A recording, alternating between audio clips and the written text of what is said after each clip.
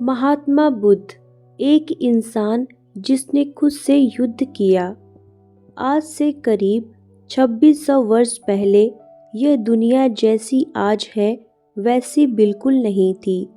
उस समय आदमी आदमी का ही दुश्मन था। राजा का आदेश ही सर्वोच्च होता था। धर्म डर से चलाया जाता था और सवाल पूछना एक अपराध माना जाता था। इंसान दुखी था, लेकिन उसे यह भी नहीं पता था कि वह आखिर दुखी क्यों है। लोग मानते थे जो हो रहा है वही भगवान की मर्जी है। और यहीं से शुरू होती है एक ऐसी कहानी जो भगवान को नहीं, इंसान को केंद्र में रखती है। राजा शुद्धोधन की पत्नी माया देवी एक रात सपना देखती हैं और सपने में एक सफ़ेद हाथी उनके पास आता है और उनके शरीर में प्रवेश कर जाता है। उस समय यह सपना सामान्य नहीं माना जाता था। ज्योतिषियों ने कहा यह बच्चा साधारण नहीं होगा, या तो यह पूरी दुनिया पर राज करेगा या फिर पूरी दुनिया को बदल देगा। अब सोचिए, एक राजा के लिए इससे ज़्यादा डरावनी बात क्या हो सकती है। राजा शुद्धोधन चाहते थे उनका बेटा राजा बने, भिखारी या साधु ना बने। यहीं से शुरू होता है एक बहुत बड़ा षड्यंत्र जो प्यार कर नाम पर किया गया। जब सिद्धार्थ पैदा हुए तो कहा जाता है उन्होंने 7 कदम चले, पर असली सच क्या है? इतिहासकार कहते हैं यह प्रतीक था, यह संदेश था कि यह बच्चा साधारण रास्ते पर नहीं चलेगा। लेकिन जैसे जैसे सिद्धार्थ बड़े हुए उन्होंने सीखा कि दुनिया सुंदर है, जीवन सुंदर है, दुख एक भ्रम है। लेकिन यह सब झूठ था। राजा ने आदेश दिया महल में कोई बूढ़ा न आए और कोई बीमार न दिखे और कोई मरे तो सिद्धार्थ को न बताया जाए। यह शायद इतिहास का सबसे बड़ा इमोशनल एक्सपेरिमेंट था। सिद्धार्थ के पास सब कुछ था, सोना, संगीत, नाच, सुंदर स्त्रियां, ज्ञान, सम्मान। लेकिन एक समस्या थी। जब भी वे अकेले बैठते उनके मन में एक अजीब खालीपन आता। वे सोचते अगर सब कुछ है तो मन शांत क्यों नहीं है। यह सवाल आज भी करोड़ों लोग पूछते हैं, लेकिन उस समय ऐसा सवाल पूछना खतरनाक माना जाता था। एक दिन सिद्धार्थ महल से बाहर निकलते हैं। पहला दृश्य एक बूढ़ा आदमी जिसका शरीर कांप रहा था। सिद्धार्थ पूछते हैं यह क्या है? उत्तर मिलता है यह बुढ़ापा है, सबका भविष्य है यह। उनका दिमाग हिल जाता है। दूसरा दृश्य वह देखते हैं कि एक बीमार आदमी जो दर्द में चिल्ला रहा है। और तीसरा था 100। यही सिद्धार्थ पहली बार मृत्यु शब्द को महसूस करते हैं। और चौथा दृश्य था एक शांत साधु। सिद्धार्थ सोचते हैं अगर सबको यह सब सहना है तो यह आदमी शांत क्यों है? यहीं से उनका मन टूट जाता है। सिद्धार्थ को दुख नहीं हुआ था, उन्हें धोखा महसूस हुआ। उन्होंने सोचा मुझसे सच क्यों छुपाया गया। यह वही क्षण था जब एक राजकुमार अंदर से मर गया और एक खोज पैदा हुई। महल सो रहा था, पत्नी यशोधरा सो रही थी, नन्हा राहुल भी सो रहा था। सिद्धार्थ दरवाजे पर खड़े थे। उन्होंने पीछे मुड़कर नहीं देखा। क्यों? क्योंकि वे जानते थे अगर देखा तो यह युद्ध हार जाएंगे। यह त्याग नहीं था, यह मानसिक हत्या थी, अपने ही जीवन की। सिद्धार्थ जब महल छोड़ निकले तो उनके पास न कोई योजना थी, न कोई गुरु थे और न ही कोई मंजिल थी। उनके पास सिर्फ एक सवाल था कि दुख क्यों है और इससे मुक्ति कैसे मिले।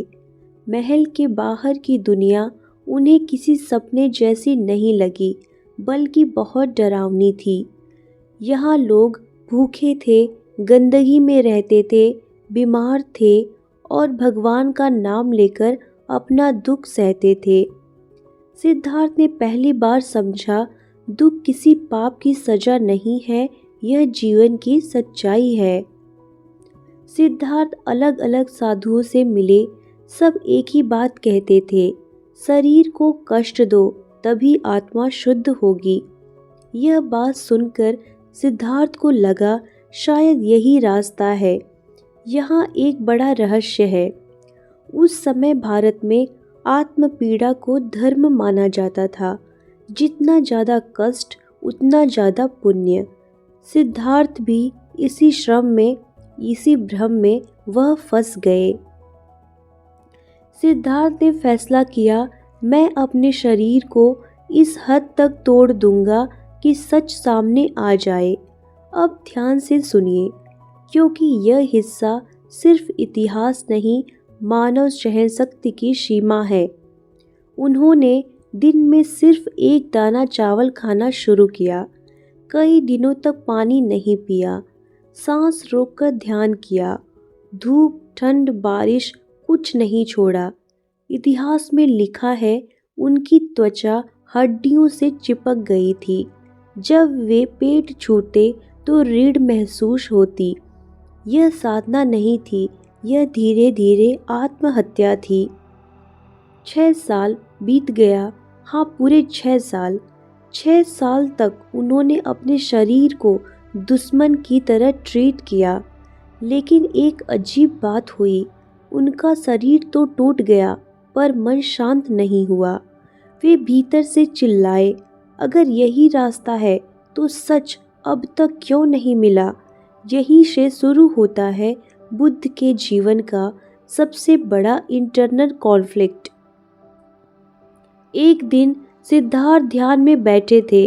कमजोरी इतनी ज़्यादा थी कि वे जमीन पर गिर पड़े। उस पल उनके मन में आया, अगर मैं ऐसे ही चलता रहा तो मैं मर जाऊंगा और सच बिना पाए ही मर जाऊंगा। यह हार नहीं थी, यह समझदारी की शुरुआत थी। उन्होंने पहली बार स्वीकार किया, मैं गलत रास्ते पर हूँ।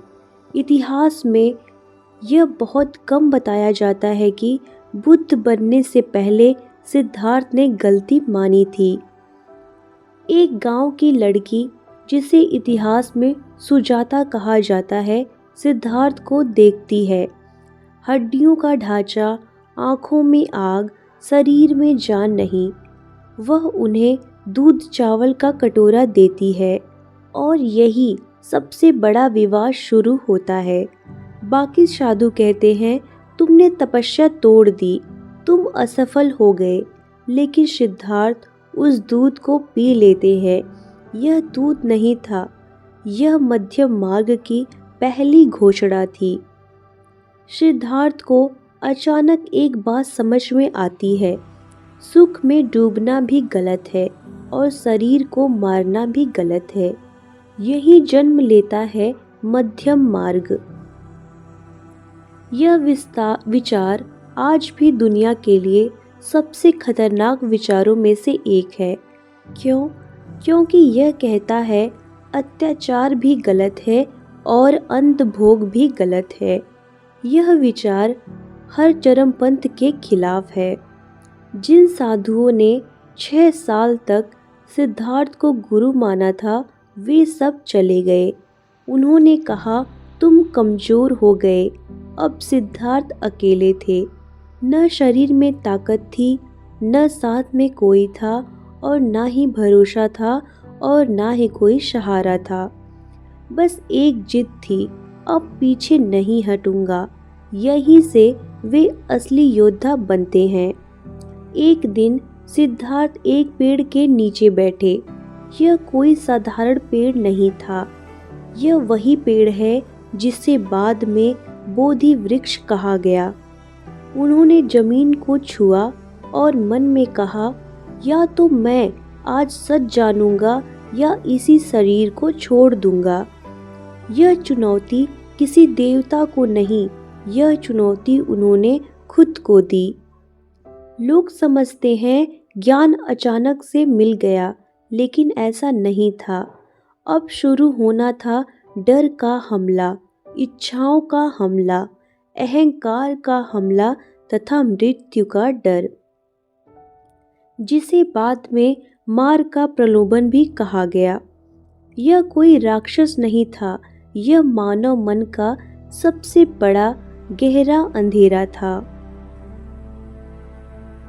रात गहराने लगी थी, चारों तरफ सन्नाटा था, कोई मंत्र नहीं था, कोई पूजा नहीं थी, कोई भगवान का नाम नहीं था। सिर्फ एक इंसान जमीन पर बैठा था, न राजा था, न साधु था और ना ही वो इंसान कोई गुरु था। वो सिर्फ थे तो सिर्फ और सिर्फ सिद्धार्थ थे। उन्होंने मन में संकल्प लिया, जब तक सत्य नहीं मिलेगा मैं इस स्थान से नहीं उठूंगा। यह कोई आध्यात्मिक घोषणा नहीं थी, यह मानसिक युद्ध की शुरुआत थी। धार्मिक ग्रंथ कहते हैं मार एक राक्षस था, लेकिन सच्चाई क्या है? आधुनिक मनोवैज्ञानिक कहते हैं कि मार का अर्थ है मन का अंधेरा पक्ष। मार का मतलब है डर, अहंकार, वासना, मोह और मृत्यु का भय, यानी वह सब जो इंसान के भीतर उसको बांध कर रखता है वही मार है। जब आप अकेले बैठते हैं, आंखें बंद करते हैं और भागने का कोई रास्ता नहीं होता, तभी मार प्रकट होता है। ध्यान में बैठे सिद्धार्थ के मन में अचानक विचार आने लगे। अगर तू असफल हुआ तो, अगर सच में है ही कुछ नहीं तो, अगर सब कुछ व्यर्थ हो गया तो। उनके शरीर में कंपन हुआ, सांस तेज हो गई। यह वही अवस्था है जिसे आज एंजाइटी अटैक कहते हैं। लेकिन सिद्धार्थ भागे नहीं। उन्होंने देखा डर एक विचार है, मैं नहीं। अब मन में दूसरा हथियार चलाया। यशोधरा का चेहरा आया, राहुल की मन में मुस्कान आई और महल की सुख सुविधाएं मन में आई और उनका मन फुसफुसाया। उनका मन कहने लगा, सब छोड़कर तू क्या पाने आया है? यह वह जगह है जहाँ ज़्यादातर लोग टूट जाते हैं, लेकिन सिद्धार्थ ने पहली बार एक क्रांतिकारी काम किया। उन्होंने दबाया नहीं, उन्होंने भागा नहीं, उन्होंने सिर्फ देखा और देखा कि इच्छा आती है और इच्छा चली भी जाती है। उनके मन पर तीसरा हमला था अहंकार का। अब सबसे खतरनाक वार हुआ। मन ने कहा, तू विशेष है, तू चुना हुआ है, तू दुनिया को बदलने आया है। ध्यान दीजिए, यह सबसे बड़ा जाल है। अहंकार साधु को भी निगल जाता है, लेकिन सिद्धार्थ ने देखा यह विचार भी एक बादल की तरह आया और जैसे ही उन्होंने अहंकार को देखा वह कमजोर पड़ गया। कथाओं में कहा जाता है कि सिद्धार्थ ने धरती को छुआ और धरती गवाह बनी। लोग इसे चमत्कार समझते हैं, लेकिन इसका अर्थ क्या है? इसका मतलब था, मैं कल्पना में नहीं, हकीकत में खड़ा हूँ। धरती का अर्थ है यथार्थ, यानी जो हकीकत हो। उन्होंने खुद को वर्तमान में लाया। यह आज के माइंडफुलनेस का मूल है। रात को 3 हिस्सों में बांटा गया। पहला पहर जो था, सिद्धार्थ ने अपने पिछले जीवनों के पैटर्न देखे। यथार्थ, मैं बार बार इसी तरह दुख में फंसा रहता हूँ। यह पुनर्जन्म नहीं, मानव व्यवहार का चक्र था। जो दूसरा पहर था, उन्होंने देखा हर इंसान अपने कामों का कैदी है, लेकिन कर्म कोई सजा नहीं, कर्म एक आदत है। यह विचार आज के न्यूरोसाइंस से मिलता है। तीसरा पहर जो था, सूरज उगने से पहले उन्हें समझ आया दुख का कारण बाहर नहीं बल्कि दुख का कारण है इच्छा। और इसी पल कुछ टूट गया। डर नहीं, दर्द नहीं टूटा, देह नहीं टूटी, अहंकार भी नहीं टूटा, बल्कि टूट गया, क्या टूट गया? भ्रम टूट गया। उस क्षण कोई रोशनी नहीं फूटी, कोई देवता नहीं उतरा, बस एक गहरी शांति थी। सिद्धार्थ अब बुद्ध थे, जिसका अर्थ है जागा हुआ इंसान।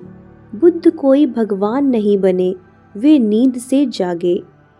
ज्ञान के बाद पहला विचार यह नहीं था कि मैं सिखाऊंगा। उनके मन में पहला विचार आया, यह सच लोग समझ नहीं पाएंगे। उन्होंने सोचा, मन इतना उलझा है कि यह रास्ता लोगों को डराएगा। बहुत कम लोग जानते हैं कि शुरुआत में बुद्ध ने सिखाने से इनकार कर दिया।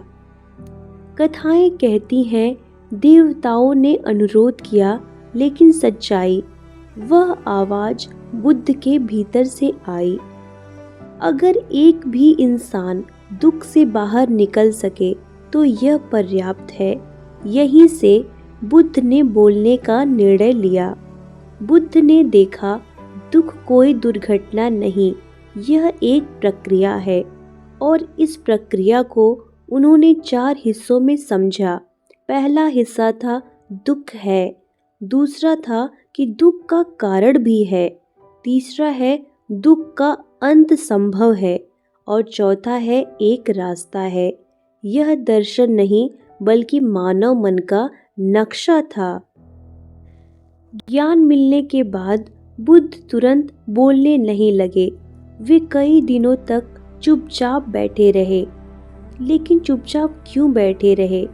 क्योंकि वे समझ चुके थे, सच अगर गलत समय पर बोला जाए तो वह इलाज नहीं बल्कि जहर बन जाता है। यह कोई डर नहीं था, यह जिम्मेदारी का बोझ था। बुद्ध के मन में एक उलझन थी। लोग सुख चाहते हैं लेकिन सच नहीं चाहते। उन्होंने सोचा, अगर मैं लोगों से कहूँ कि वे खुद अपने दुख के जिम्मेदार हैं तो वे मुझको पत्थर मारेंगे। यह बात आज भी सच है।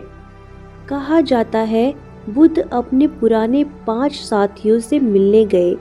वे वही साधु थे जिन्होंने उन्हें कमजोर कहकर छोड़ दिया था। जब उन्होंने बुद्ध को देखा तो बोले, यह वही है जिसने तपस्या छोड़ दी थी ना? लेकिन जैसे ही बुद्ध बोले, उनकी आवाज में कोई गुस्सा नहीं था, कोई अहंकार नहीं था, बस शांति थी। और यही शांति उन्हें हिला गई। बुद्ध ने कहा, मैं तुम्हें कोई भगवान नहीं दिखाने आया, मैं तुम्हें तुम्हारा मन दिखाने आया हूँ। उन्होंने पहली बार 4 आर्य सत्य बताए, लेकिन ध्यान दीजिए, उन्होंने कहा, मेरी बात मत मानो, खुद जांचो।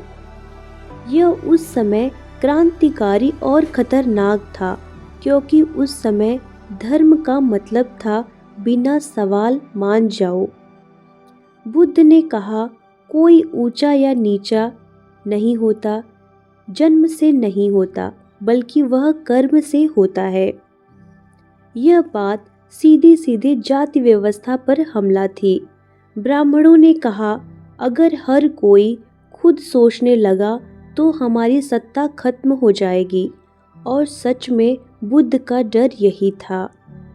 बुद्ध कभी सीधे टकराते नहीं थे, वे सवाल पूछते थे, जैसे अगर आत्मा अस्थाई है तो वह बदलती क्यों है? अगर सब भगवान करता है तो कर्म क्यों किया जाता है? यह सवाल लोगों के विश्वास को हिला देते हैं। यह हिस्सा बहुत कम लोग पूरा जानते हैं। उस समय स्त्रियों को धार्मिक ज्ञान का अधिकार नहीं था, लेकिन बुद्ध की सौतेली माँ महाप्रजापति गौतमी संघ में आना चाहती थी। बुद्ध ने पहले मना किया। क्यों मना किया? क्योंकि वे जानते थे समाज इसका विरोध करेगा, लेकिन अंत में उन्होंने अनुमति दी। यह उस युग का सबसे बड़ा सामाजिक विद्रोह था। स्त्रियां अब सीख सकती थीं, ध्यान कर सकती थीं और प्रश्न कर सकती थीं। बहुत कम ग्रंथ बताते हैं बुद्ध को डर था कि संघ टूट सकता है, क्योंकि जैसे जैसे अनुयायी बढ़े वैसे वैसे अहंकार भी बढ़ा।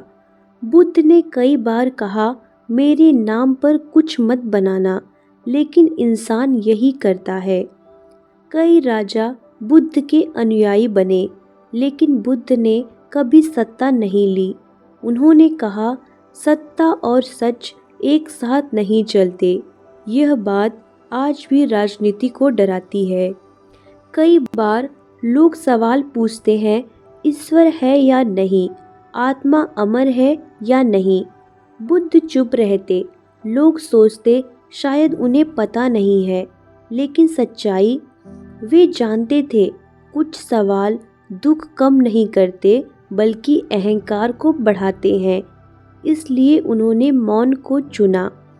बुद्ध ने कभी नहीं कहा यह धर्म है, लेकिन उनके जाने के बाद लोगों ने नियम बनाए, ग्रंथ लिखे, मतभेद खड़े किए। बुद्ध की सबसे बड़ी हार यही थी कि उन्हें धर्म बना दिया गया।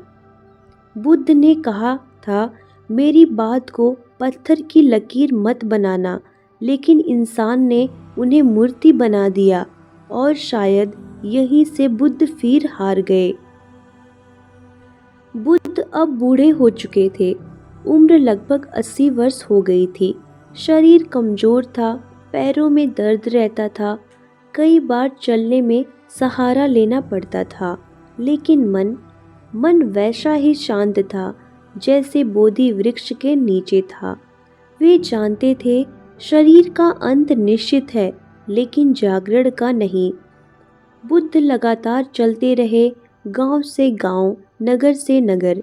लोग कहते अब विश्राम कर लीजिए, लेकिन बुद्ध जवाब देते, जब तक सांस है तब तक करुणा है।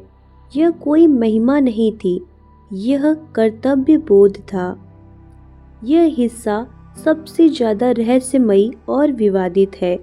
एक लोहार जिसका नाम था चुंद बुद्ध को भोजन कराता है। ग्रंथों में इसे कहा गया है सकरमदव। अब सवाल यह क्या था? कुछ कहते हैं मांस, कुछ कहते हैं जंगली मशरूम, कुछ कहते हैं विषैला भोजन। सच्चाई आज भी साफ नहीं है, लेकिन एक बात तय है, उस भोजन के बाद बुद्ध बुरी तरह बीमार पड़ गए। दर्द तेज था, शरीर टूट रहा था, लेकिन बुद्ध ने किसी को दोष नहीं दिया।